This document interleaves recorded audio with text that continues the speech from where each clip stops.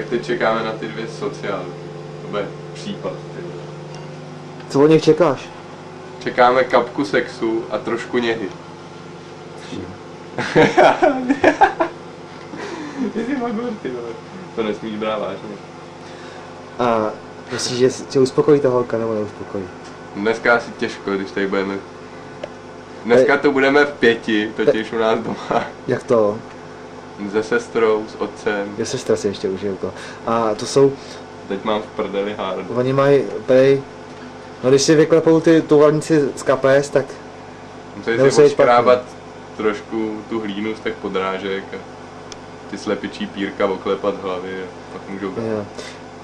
Takže to inteligentní děti jsem slyšel. Děti, ano, děti. A jestli jsou inteligentní, to nevím, o tom bych dost pochyboval.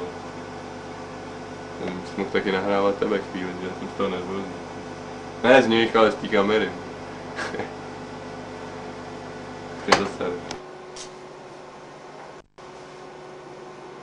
No fakt nemůžu jít ven, já jsem nemocnej. No ne, on taky nemůže ven. A kde jste teďkon? Jdete furt rovně, jo? Jdete furt rovně. No on šel, no, on je v chodbě, no. Vidím nic v oknem.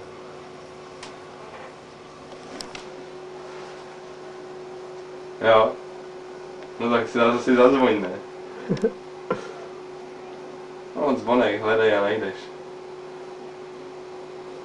No já tě vidím, ale. No já tě slyším i z okna, když už. Nazdar. Já nemůžu, já jsem nemocný.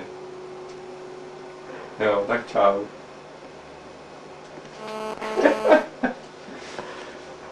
Neprobká, ale fakt.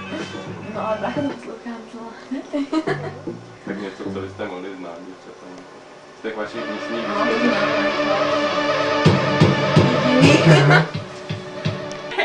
Ale brácha dostane to konec mikrofon. Jo. To zpívá. To je furt běhá. Karaoke. Že? Karaoke Mejdan uděláme. Uděláme reportáž o zlatém vlasu.